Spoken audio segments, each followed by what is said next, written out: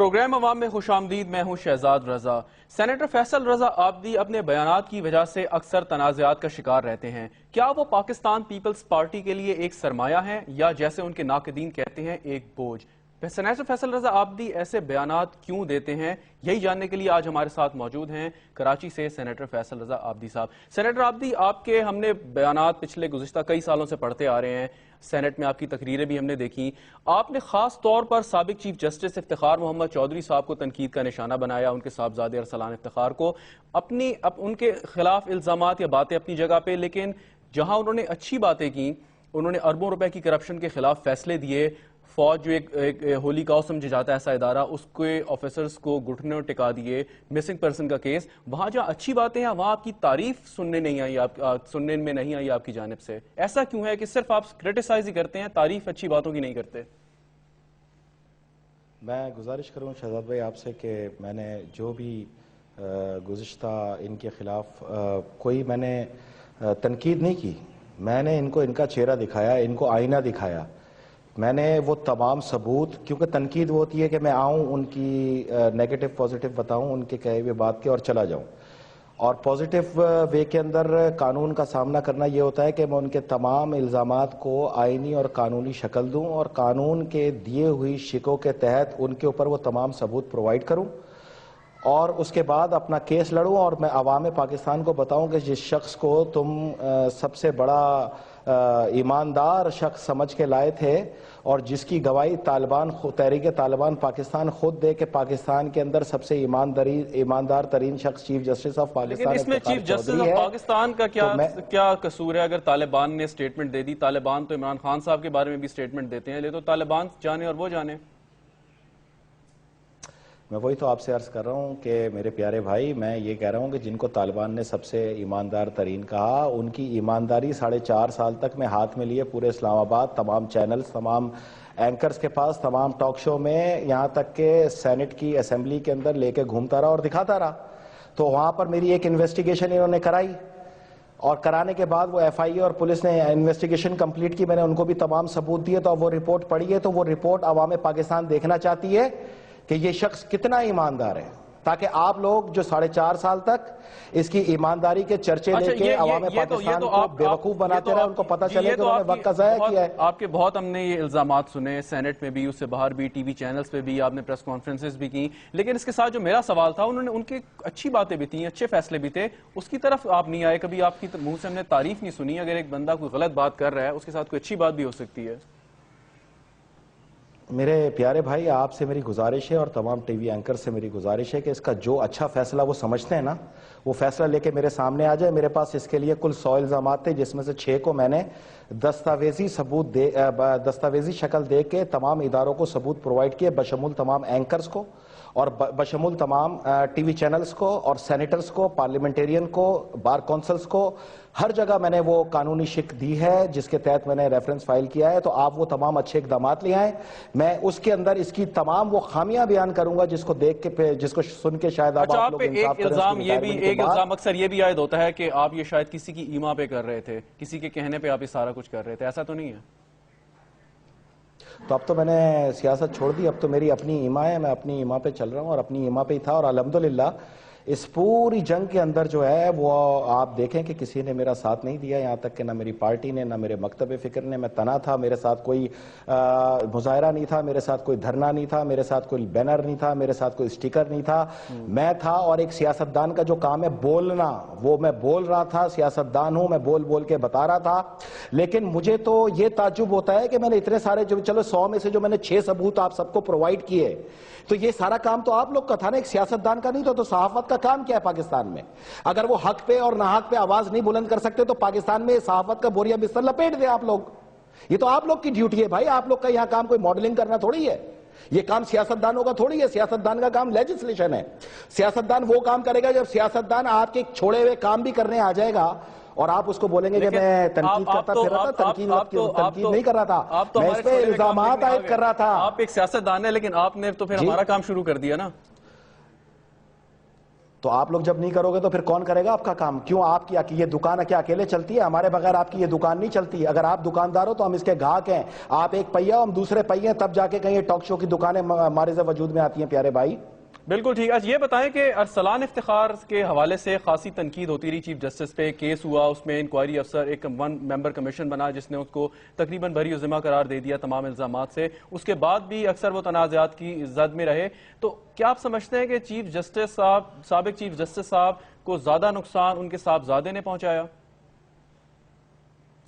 میرے پیارے بھائی, یہ جو ہے نا, یہ دونوں باپ بیٹے جو ہیں یہ تاریخ کے سب سے متنازع ترین لوگ ہیں. اور اس کی وجہ میں آپ کو بتاتا ہوں کہ 2007 میں جو نوکری تلاش کر رہا تھا اور جس کا باپ عدالت میں بیٹھ کے 2 ججز کی موجودگی میں یہ بولے نہ میرے پاس گاڑی ہے, نہ گھر ہے, نہ بنگلہ ہے, اور اگر آج ہمیں نکال دیا جائے تو ہمیں تو یہی نہیں پتا کہ اب ہم کس گھر میں جانا ہے.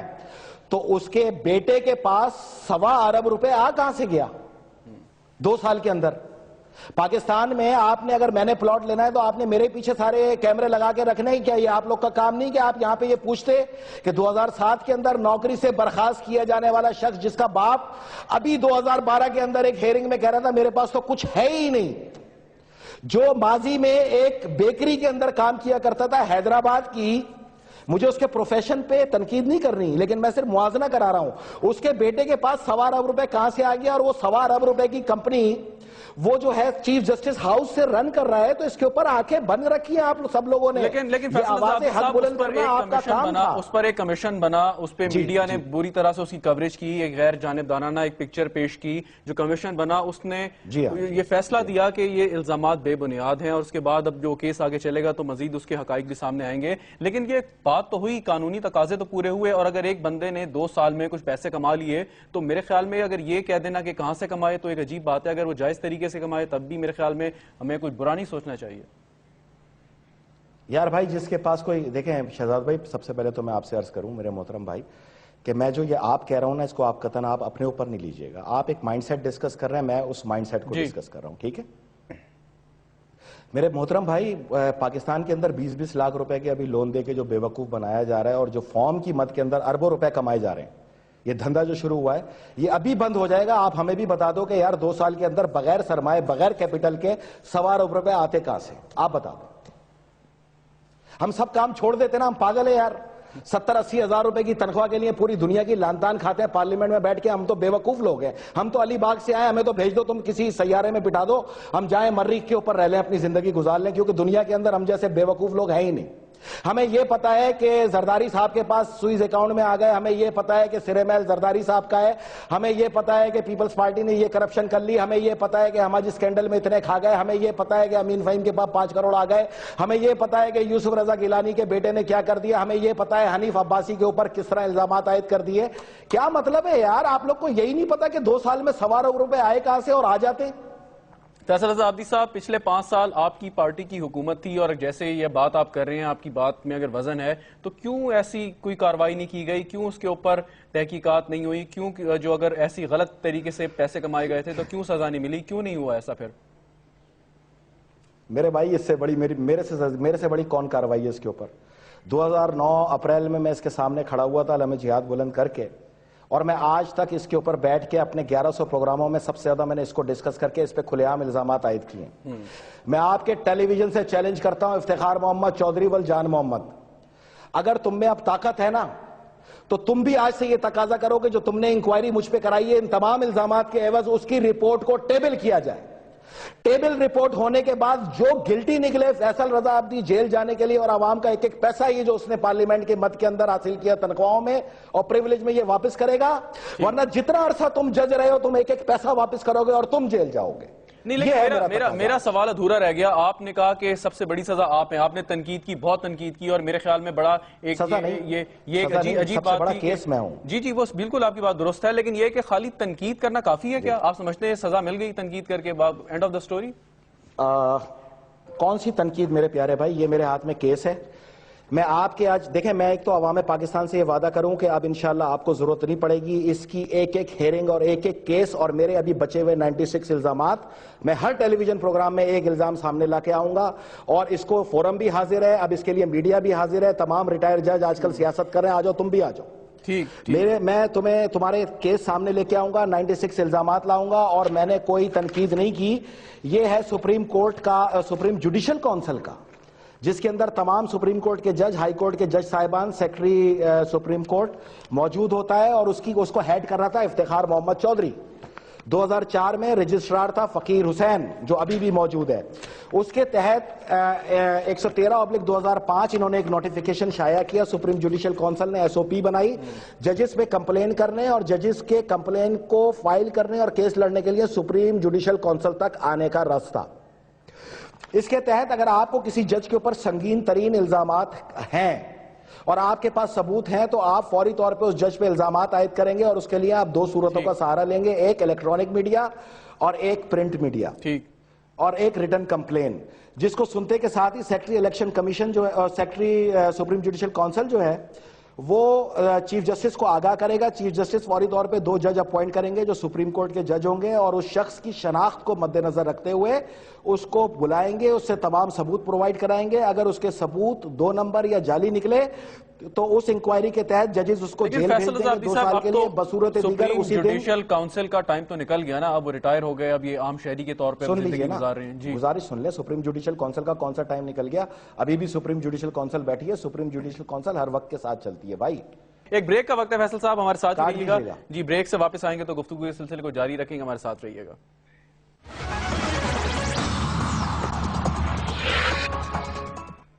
Welcome back to the programme. ہمارے ساتھ موجود ہیں پیپلز پارٹی کے سینئر رہنما سینیٹر فیصل رضا عابدی صاحب. سینیٹر عابدی صاحب, بریک پہ جانے سے پہلے ہم نے چیف جسٹس کے حوالے سے بات کی. اب میں ایک اور مسئلے کی طرف آپ کی توجہ دلانا چاہتا ہوں, بلکہ آپ کے بیان سے ہی میں نے یہ سوال نکالا. آپ نے کچھ دن پہلے بیان دیا کہ کچھ طاقتیں آپ کو مارنا چاہتی ہیں, آپ کو قتل کرنا چاہتی ہیں. میں تھوڑا سا جاننا چاہوں گا کون سی ایسی طاقتیں ہیں کہ جو آپ کا جان لینے کے در پہ ہیں؟ جی ہاں, بالکل, میں نے یہ کہا اور بتایا, اور میں آپ کو یہ عرض کروں کہ اس ضمن کے اندر پاکستان کی خفیہ اداروں کے 18 سے زیادہ اب تک 5 سال میں تھریڈ لیٹرز جو ہیں, جو میرے لیے انہوں نے جاری کیے, جو مجھے کھل کے میڈیا پہ دھمکیاں دی گئیں. تحریک طالبان پاکستان اور پاکستان کے اندر اس کی تمام فرنچائز کالعدم جماعتیں ہیں.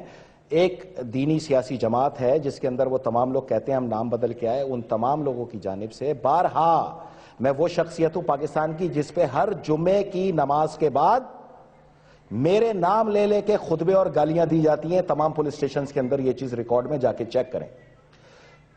بالکل میں نے عوام کو آگاہ کرتا رہا, لیکن اس کے باوجود, اکیلے ہونے کے باوجود, اب دیکھیں نا, آپ کو بھی پتہ ہے, آپ بھی اسی پاکستان میں رہتے ہیں, وزراء کی اسپیشل سروسز ادا کرنے والے لوگ بھی اسکواڈ میں گھوم رہے ہیں, اور خود چیف جسٹس بھی اب اسکواڈ مانگ رہا ہے اور بلڈ. اچھا, آپ نے کہا قوتیں آپ کو مارنا چاہتی ہیں, ٹھیک, آپ کو مارنا چاہتی ہیں, اور اس کو ابھی آپ نے آئیڈینٹیفائی بھی کر دیا, لیکن اس کے ساتھ ایک اور بیان آپ کا آیا. آپ نے کہا کہ اگر مجھے کچھ ہوا, خدا نخواستہ اگر آپ کو قتل کر دیا گیا, تو اس کا مقدمہ وزیر اعظم نواز شریف, وزیر داخلہ چودھری نثار اور وزیر اعلیٰ میاں شہباز شریف کے اوپر درج کیا جائے. ان کا کیا قصور ہے اس پہ؟ دیکھیں, میں نے وہ تمام تھریڈ لیٹرز اور ایک کاپی کے ساتھ, مجھے صرف 2 گن مین رہے اس پورے 1 سال کے اندر, 3 گن مین, جس میں سے ایک کو ہم نے فارغ کر دیا تھا. تو میں آپ سے یہ بتاؤں کہ میں نے وہ انہوں نے جب واپس لے لیے, میں نے وہ تھریڈ لیٹرز اور درخواست نہیں, میں نے کہا انفارم کر رہا ہوں کہ یہ خفیہ اداروں کا تھریڈ لیٹر ہے, اس کے ساتھ ان ٹچ ہے, اور یہ میرے ساتھ مسئلہ ہے. اگر آپ سمجھتے ہو ضروری تو پھر ٹھیک ہے, مجھے میری سیکیورٹی پرووائڈ کی جائے, کیونکہ اگر میں اپنے گن مین لے کے نکلوں گا تو میری وہ تصویریں جو ہیں پھر آپ شائع کرتے ہیں ٹیلی ویژن کے اوپر, کیونکہ میرا مقابلہ ایک لشکر سے جو ہے نا, جس کے پاس جیکٹیں ہیں, جس کے پاس گرنیڈ ہیں, جس کے پاس راکٹ لانچرز ہیں. میں ایک قانون کا کتاب ہاتھ میں لے کے چل رہا ہوں, تو میری حفاظت کی ذمہ داری, کیا حفاظت کی ذمہ داری صرف پرویز مشرف کی, اس کی کس کیپیسٹی کے اندر حفاظت کی جا رہی ہے؟ لیکن فیصل رضا صاحب, تمام جتنے ماضی کے وزیر اعظم, سنیں یہ آپ ایک یقیناً ایک بڑے مشہور سیاسی رہنما ہیں, لیکن یہ خطرہ تو اور بھی بہت سارے لوگوں کو ہے, لیکن میں نے بہت کم لوگوں کو دیکھا ہے کہ وہ اس طرح ٹی وی پہ آ کے کمپلینٹ کریں. دیکھیں, میری بات سنیں آپ, میں آپ سے وہی گزارش کر رہا ہوں کہ جس کو خطرہ ہے نا, اس کے تھریڈ لیٹر جو ہے وہ ایجنسیز جاری کرتی ہیں. اور میں آپ کو دوسری بات یہ بتاؤں کہ جب ایجنسیز لیٹر جاری کر دیتی ہیں تو پھر مملکت کا کام ہوتا ہے کہ اس کو حفاظت پرووائڈ کی جائے, اور اگر ان کو کوئی تکلیف ہے حفاظت پرووائڈ کرنے میں تو کم سے کم اتنی اجازت دی جائے کہ آپ اپنے لوگوں کے ساتھ اپنی حفاظت کا انتظام خود کر لیں. اب آپ اگر یہ چاہتے ہیں کہ دہشت گردوں کے سامنے ہاتھ باندھ کے ہم اپنی گردنیں دیتے رہیں, تو اس کو انسانیت تھوڑی کہتے ہیں یار. کوئی انسانوں والی سوچ ہونی چاہیے, کوئی لوگوں کے اندر. کیا مطلب ہے, کیا دنیا کے اندر یہ سارے جو پھر رہے ہیں جن کے آگے پیچھے موبائلیں لگی ہوئی ہیں. آج بڑے بڑے بلڈرز کو آپ نے سیکیورٹی دی ہوئی ہے, اور تو چھوڑو, آپ نے تو کالعدم جماعتوں کے رہنماؤں کو سیکیورٹی دی ہوئی ہے, پورا پاکستان جانتا ہے. بالکل ٹھیک. جو دھماکہ کرنے والے ان کو آپ سیکیورٹی دو, جن کی تعریف طالبان کریں ان کو آپ سیکیورٹی دو, اور جو ان کے تحت ان کی دھمکیوں اور ان کی گولیوں کے نشانے کے اوپر ہو, ان کو آپ پوچھو کہ یار آپ کو 2 گن مین بھی کیوں دے. بڑی بات ہے یار تم لوگوں کو. پاکستان تم لوگوں نے ایسے چلانا ہے؟ پاکستان کسی کے باپ کی ملکیت نہیں ہے. بالکل یقیناً پاکستان کسی کے باپ کی ملکیت نہیں ہے, لیکن آپ نے جب وزیر اعظم, وزیر اعلیٰ, وزیر داخلہ پر اس قسم کا الزام عائد کیا تو میرے خیال میں یہ تو بڑی سیریس بات ہے. تو آپ سمجھتے ہیں کہ حکومت جان بوجھ کر آپ کو سیکیورٹی فراہم نہیں کر رہی؟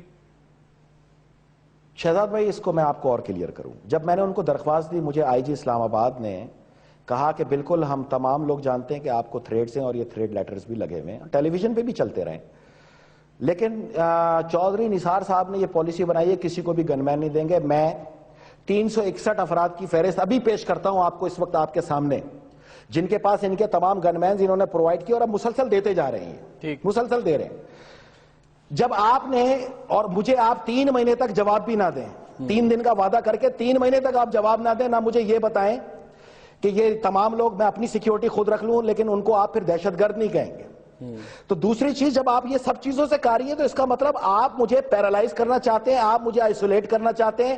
آپ نے ذاتی انفلوئنس دے کے میری ایک محفوظ پناہ گاہ کو چھینا, وہ پورا ہوٹل کی انتظامیہ جانتی ہے. آپ نے مجھ سے گن مین چھینے, مجھ پہ پوری دنیا کی کالعدم جماعتیں جو ہیں وہ کشت و خون میرا مچانے کے لیے سب پوری سڑک پہ گھوم رہی ہے, جو کہ ہر سیکیورٹی ادارہ جانتا ہے. تو جب سنیں میری بات, میری بات سن لیں نا, تو پھر یہ تمام یہ جو اگر میرا قتل ہوتا ہے تو میں ابھی سے انڈیکیٹ کر رہا ہوں, جس طرح شہید بے نظیر بھٹو نے کیا تھا, کہ اس قتل کے عوض وزیر اعظم پاکستان, وزیر اعلیٰ پنجاب چودھری نثار اور افتخار محمد چودھری کے ساتھ ساتھ اگر کسی اور صوبے میں ہوتا ہے تو اس صوبے کے بھی سی ایم کو جو ہے ایف آئی آر کے اندر نامینیٹ کیا جائے. اور یہ پھر عوام کے ذمہ چھوڑا ہے, میں نے عوام کے ذمہ چھوڑا ہے کہ اگر میری خدمات تم لوگوں کو کبھی سمجھ میں آئی تو مجھے انصاف میری زندگی میں نہیں ملا, لیکن میرے مرنے کے بعد انصاف ضرور. ایسی بات یقیناً نہیں ہونی چاہیے, اللہ آپ کو لمبی عمر عطا فرمائے. لیکن اس کے ساتھ یہ مجھے بتائیں کہ خالی کیا آپ لوگوں کی تو مطلب خواہش سے نہیں لگتا اس طرح. اچھا نہیں, ہماری بالکل خواہش ہے, نہیں ہماری بالکل ایسی کوئی بات نہیں ہے کہ آپ کو کوئی نقصان پہنچے. لیکن میرا جو سوال ہے کہ کیا صرف کالعدم جماعتیں, میرا سوال سن لیں, کیا صرف کالعدم جماعتیں, آپ میری بات سن لیں, میں ایک سوال کروں پھر آپ جواب دے دیجئے گا, کیا صرف کالعدم جماعتیں ہی ہیں جو آپ کی جان لینے کے در پہ ہیں, یا اس کے علاوہ کوئی اور بھی ایسے فورسز ہیں کہ جن سے آپ کو تھریٹ ہے؟ خاص طور پہ کراچی کی اگر بات کریں تو خالی وہاں پہ یہ دہشت گرد تنظیمیں آپریٹ نہیں کریں, اور بھی کافی عناصر ہیں. آپ کی بات میں سمجھ گیا, اور میں اس کا ذرا تھوڑا تفصیل سے جواب دینا چاہوں گا. مجھے متحدہ قومی موومنٹ سے کوئی کسی قسم کا تھریٹ نہیں ہے. نہیں, میرا اشارہ ایم کی جانب نہیں تھا. شدید ترین اختلافات تھے جی, ماضی میں میرے شدید ترین اختلافات رہے, اور میری جلا وطنی میں ان کا بڑا کردار ہے مجھے کراچی سے نکالنے میں.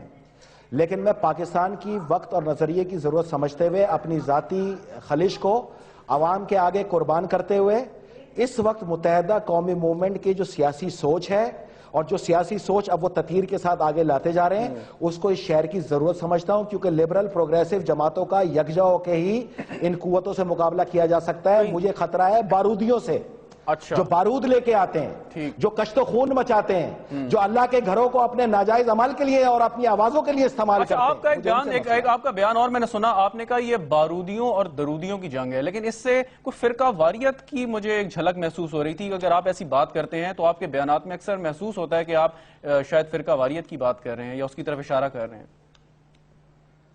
نہ تو ہم اپنی ماؤں بہنوں کے قتل کی آواز اٹھائیں, ہمارے بچوں کو پیٹ پہ پتھر باندھ کے ان کی ماؤں کے سامنے گلگت میں پھینک دو, شناختی کارڈ میں جہاں حسن حسین محمد دیکھو نکال کے قتل کر دو, امام بارگاہوں پہ حملے کر دو, عید میلاد النبی کے جلوس پھاڑ دو, جامع نعیمیہ کے اوپر حملہ کر دو, داتا دربار پہ حملہ کر دو, بری امام پہ حملہ کر دو, سخی سرور پہ حملہ کر دو, ہم آواز ہی نہ اٹھائیں. نہیں آواز اٹھائیں, لیکن اس کے ساتھ ساتھ دیکھیں اس ملک میں جو دہشت گردی کی لہر جاری ہے, اس میں خالی شیعہ نہیں, سنی بریلوی سب کا قتل عام ہو رہا ہے, اس میں خالی شیعوں کو سنگل آؤٹ آپ نہیں کر سکتے. لیکن ایک اور سوال میرا یہاں پہ ہے کہ آپ نے کہا کہ نہیں, رک جائیں, نہیں بھائی ایسے کیسے, ایک اور سوال پہلے کلیئر کرنے دو. کلیئر کریں. آپ نے ابھی کیا کہا, جامع نعیمیہ میں کون سا شیعہ تھا یار؟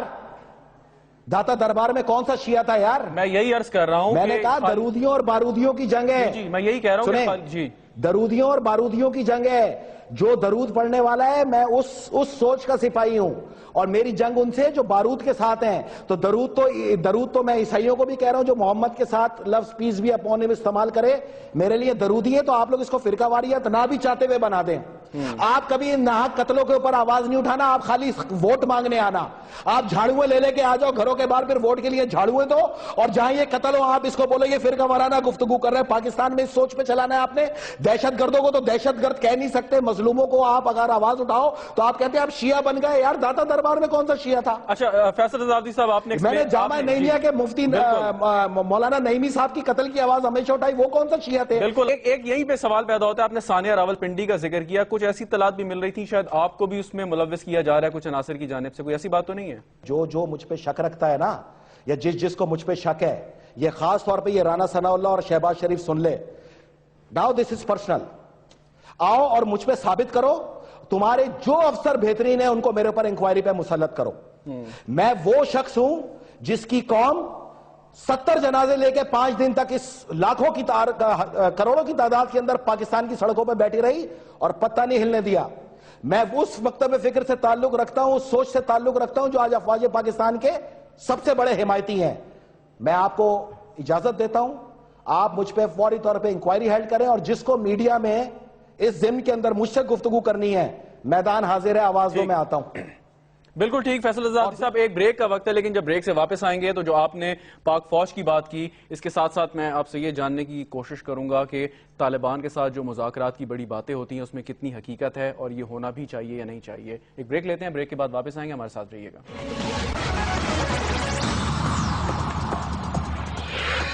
Welcome back to the programme. हमारे साथ मौजूद हैं सेनेटर फैसल रजा आब्दी साहब। सेनेटर आब्दी साहब, ब्रेक पे जाने से पहले हमने कुछ बात की आपके ऊपर, जो खतरा है आपकी जान को, आपने उस पर बड़े बेहतरीन अंदाज में आपने उसको एक्सप्लेन किया। इसके साथ आपने तालिबान या फौजी हमारे जो भाई हैं जो शहीद हुए इस दहशतगर्दी की जंग में, और उसके साथ जो अभी भी बरसरे पैकार हैं, उनके हवाले से भी आपने उनका इशारा दिया।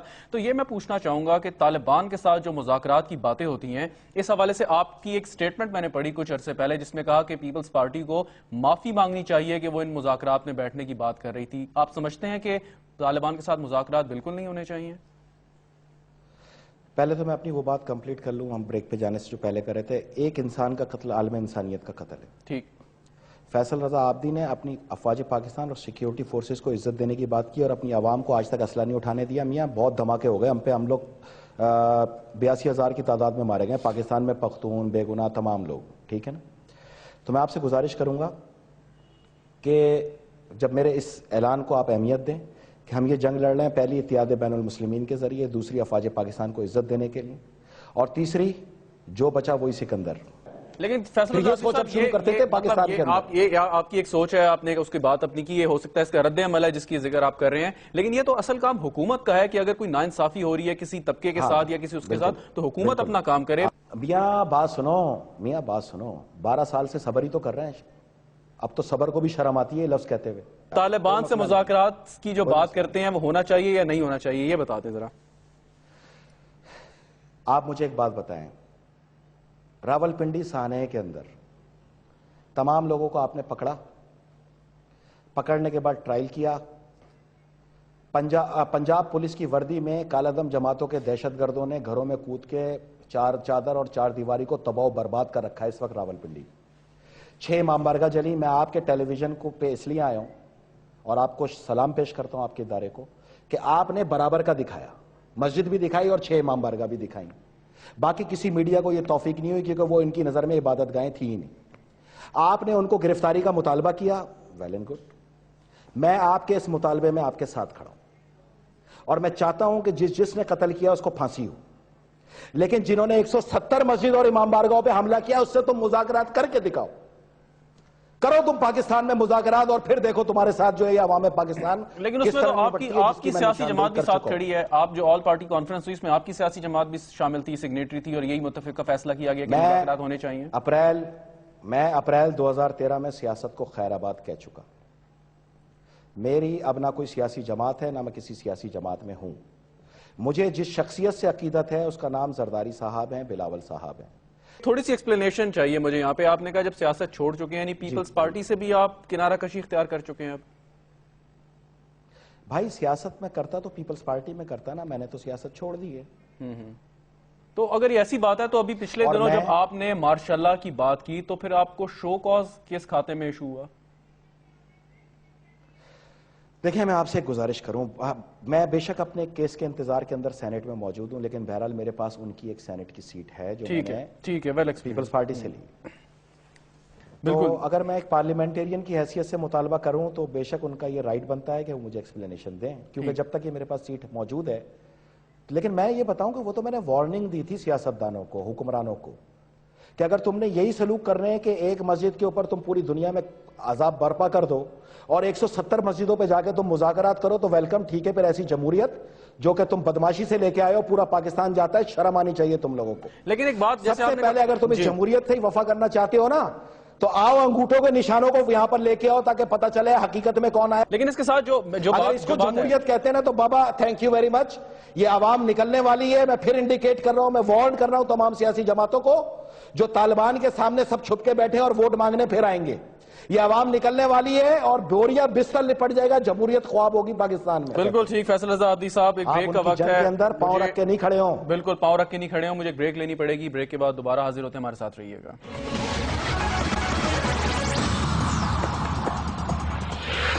Welcome back to the programme. ہمارے ساتھ موجود ہیں سینیٹر فیصل رضا عابدی صاحب. سینیٹر عابدی صاحب, میں تھوڑا سا آپ سے جاننا چاہوں گا کہ جو حکومت ہے, آپ نے خاصی تنقید کی پاکستان مسلم لیگ کی حکومت پہ, ابھی جو انہوں نے یوتھ اسکیم شروع کی ہے, اس کے علاوہ باقی جو ان کے پروگرامز ہیں, کرپشن کے حوالے سے آپ نے ان پہ خاصے الزامات لگائے. تو یہ پوچھنا چاہوں گا کہ آپ جب سیاست سے کنارہ کشی اختیار کر چکے ہیں اور جب سینٹ سے آپ ریٹائر ہوں گے تو اس کے بعد سیاست میں نہ ہو, قومی منظرنامے سے بھی آپ شاید غائب ہو جائیں, تو یہ جو ساری چیزیں ہیں اب آپ جو کر رہے ہیں, دعوے کر رہے ہیں, تو یہ کہاں جائیں گے پھر؟ کہ آپ نہیں سمجھتے کہ سیاست میں رہ کے ایک اپنا کردار ادا کریں اور اگر مخالفین کے خلاف آپ کے پاس کوئی چیزیں ہیں جو آپ سمجھتے ہیں کہ ملک کے لیے نقصان دہ ہیں, ان کو تمام لوگوں کے سامنے آشکار کریں؟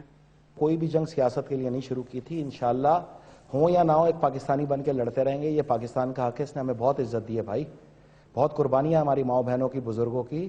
پاکستان بنایا تھا, پاکستان بچائیں گے, یہ پاکستان بچانے کا وقت ہے. نہیں کیسے بچائیں گے؟ آپ تو سیاست سے کنارہ کشی اختیار کر لی, سینٹ کا جب آپ کا ٹینیور ختم ہو جائے گا آپ چلے جائیں گے, تو پھر آپ پاکستان کیسے بچائیں گے؟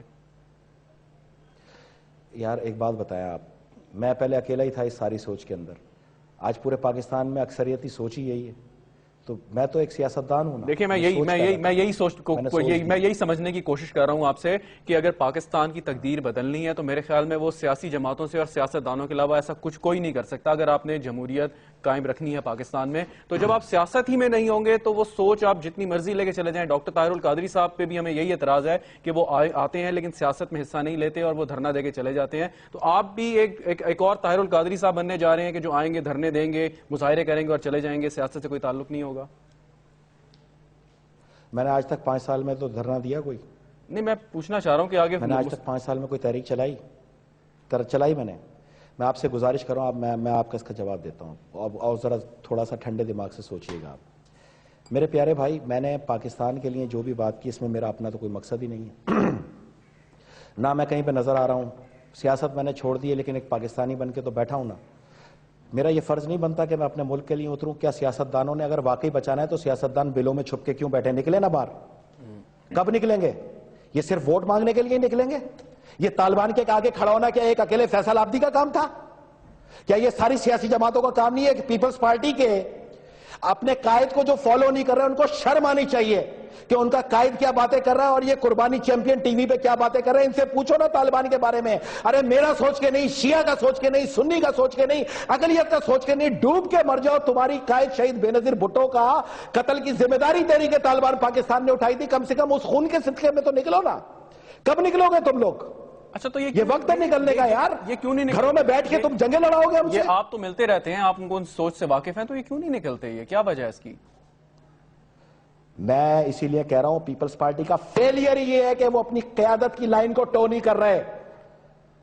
جس طرح ان کا نوجوان قائد کھڑا ہے نا اس وقت دہشت گردوں کے سامنے, اور جس طرح وہ رسک لے کے کھڑا ہوا اور جس طرح کام کر رہا ہے, اچھا یہ بڑا آپ نے اچھا ایک پوائنٹ ریز کیا بھٹو اور زرداری صاحب کے بیٹے سے یہ آپ نے جو پوائنٹ ریز کیا ہے اسی پہ یہی آپ نے بڑا اچھا ایک پوائنٹ ریز کیا کہ ہم دیکھتے ہیں کہ بلاول بھٹو زرداری صاحب کی جو سٹیٹمنٹس ہوتی ہیں جو وہ سوشل میڈیا پہ آ کے اپنے بیانات دیتے ہیں وہ بڑے ایک بولڈ اور بڑے اس قسم کے ہوتے ہیں کہ طالبان کو وہ ہیڈ آن لیتے ہیں، لیکن وہ چیز ٹرکل ڈاؤن نہیں ہوتی آپ کی نیچے جو آپ کی باقی قیادت ہے، سیکنڈ ٹیئر ہے، تھرڈ ٹیئر ہے، اس کی کیا وجہ ہے؟ یہ ذرا تھوڑا سا ایکسپلین کر دیں۔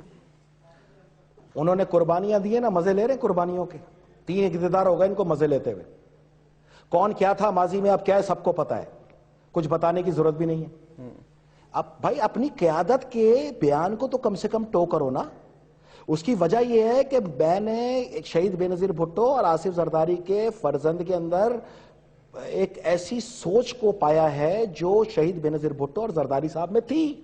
بالکل ٹھیک، لیکن آپ نے جب کہا کہ سیاست سے کنارہ کشی اختیار کر لی، پیپلز پارٹی سے آپ کا تعلق سیاست کی وجہ سے تھا، اور اب آپ جب کہتے ہیں کہ آپ اتنا بالکل آپ کی سوچ جو ہے دہشت گردی کے حوالے سے جو آپ کی لیڈرشپ ہے اس سے بالکل مطابقت رکھتی ہے، تو آپ نہیں سمجھتے کہ آپ کے جانے سے وہ ایک بہت اہم ساتھی سے، ایک بہت اہم کامریڈ سے محروم ہو جائیں گے؟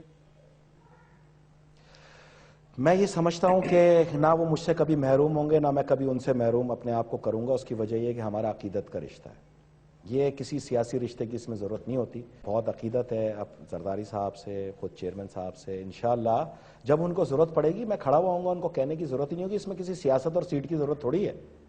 پاکستان کو بچانے کے لیے پاکستانی بننے کی ضرورت ہے، اور پاکستان میں ہم سب اس وقت سیاست کر پائیں گے جب ہمیں آزادی ماحول ملے گا۔ ہماری یہ نسلیں اس وقت اچھی پروان چڑھیں گی جب ان کو ایک معتدل معاشرہ ملے گا۔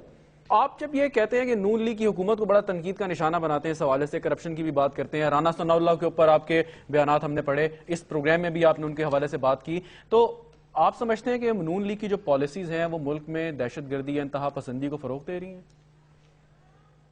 دہشت گردوں کی پالیسیز پہ تو نون لیگ حکومت میں آ کے بیٹھی ہے، آپ لوگ کو نہیں پتا؟ اچھا وہ کیسے، ذرا اس کو آپ کو نہیں ایکسپلین پتا کر کہ دہشت گردوں نے کھلے عام اعلان کیا تھا اس پہ دھماکے کریں گے، نون پہ نہیں کریں گے، جماعت پہ نہیں کریں گے، عمران پہ نہیں کریں گے، اور ضامن بھی انہوں نے یہی مانگے، ہمارا ضامن نون ہوگی، جماعت ہوگی، عمران ہوگا۔ سب کو پتا ہے یار۔ اب پانی کو ممم اور کھانے کو ہپا کہنا تو بند کر دو میرے بھائی، یہ تو غلط بات ہے۔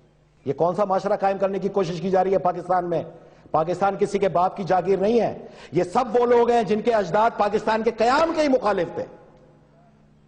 یہ قیام پاکستان کے حق میں ہی نہیں تھے ان کے باپ دادے۔ آئین کو مضبوط کرو، جہاں 245 پہ ضرورت ہے وہ پورا کرو، جہاں آرٹیکل 5 پہ ضرورت ہے۔ اگر تم نے دہشت گردی کے خلاف واقعی وار کیا، ہم تمہارے سب سے بڑے محافظ بنیں گے۔ میں ان حکمرانوں کو کہہ رہا ہوں، تمہاری حکومت کو ہم کامیاب کریں گے، لیکن خدا کا واسطہ ان لوگوں کے صبر پہ لعنت تو نہیں کرو ان سے مذاکرات کر کے جنہوں نے آج تک بندوق نہیں اٹھائی۔ تو فیصل رضا عابدی صاحب، آپ کس طریقے سے دیکھتے ہیں کہ نون لیگ کیا پاکستان کو اس کے جو مسائل درپیش ہیں اس سے نکال لے گی؟ دہشت گردی کا مسئلہ تو ایک طرف، کرپشن بھی ہے، مہنگائی بھی ہے، اور بہت ساری باتوں میں وہ سمجھتے ہیں کہ پاکستان پیپلز پارٹی کی یہ ساری خرابیاں ہیں جو ورثے میں ملی ہے نون لیگ کی حکومت کو، اور اب تھوڑا ٹائم لگے گا اس کو ٹھیک سب سے پہلے تو میں نون لیگ کو بتاؤں، اگر تم نے جسٹس ریٹائرڈ افتخار محمد چودھری پی سی او کو جتنی سیکیورٹی دی اور اگر کوئی بلٹ پروف گاڑی دی تو مجھے بھی اتنی دو گے، برابر کی، کیونکہ ہم دونوں آمنے سامنے، اس کا کمپلینر میں ہوں، میں اس کا کمپلینر ہوں، وہ میرا کمپلینر ہے، ہم دونوں ایک دوسرے کے خلاف شکایت کندہ ہیں، اور یہ کیس قانون کی کتابوں میں زندہ ہے۔ اور دوسری چیز، معتدل انداز میں اگر آپ چلتے ہو اور واقعی پاکستان کی ترقی چاہتے ہو تو ہمیں آپ کے اقتدار سے کوئی لینا دینا نہیں، لیکن ہمارے ماؤں بہنوں اور ہمارے قتل عام پر کم سے کم بولو تو صحیح۔ تحریک طالبان پاکستان نے فوج کو اور ہمیں کھلے عام مارنے کی دھمکی دی ہے شاہد اللہ شاہد نے، اور اس پہ تم اگر مذمت بھی نہیں کرو تو شرم سے ڈوب کے مر جانا چاہیے پھر ہمیں، جو ہم تم جیسوں کو ابھی تک برداشت کر کے بیٹھے ہیں، تم جیسوں کو اب تک برداشت کر کے بیٹھے ہیں۔ سینیٹر پھر عوام صحیح ہے، پھر عوام صحیح ہے، پھر تمہیں دکھائیں گے انشاءاللہ، پھر عوام صحیح ہے۔ بالکل بالکل ٹھیک، آپ سے بات، عوام جو سوچ رہی ہے وہ صحیح ہے، عوام سوچ رہی ہے بالکل ٹھیک ہے، اور یقیناً عوام ہی کا فیصلہ ہوگا کہ آگے پاکستان میں کیا ہونا چاہیے، انشاءاللہ وہی ہوگا پاکستان میں، اور عوام ہی کو یہ حق حاصل ہے چیلنج کے ساتھ کہ پاکستان 6 مہینے کہا تھا، آج سے کاؤنٹ ڈاؤن شروع کر لینا پھر۔ بالکل ٹھیک فیصل رضا عابدی صاحب، بہت شکریہ وہی فیصلہ ہوگا۔ کیپٹل ٹی وی کے ساتھ بات کرنے کا، گفتگو آپ سنی سینیٹر فیصل رضا عابدی صاحب کی، بہت ساری باتیں کی انہوں نے، بہت ساری باتوں سے ہم شاید ایگری نہ کریں، ہو سکتا ہے آپ بھی ایگری نہ کریں، لیکن بہرحال فیصل رضا عابدی صاحب کی ایک سوچ ہے، ان کا ایک حق ہے کہ وہ اپنی بات سامنے آ کے کریں۔ اور اس کے ساتھ ہی شہزاد رضا کو اجازت دیجیے اور دیکھتے رہیے کیپٹل ٹی وی۔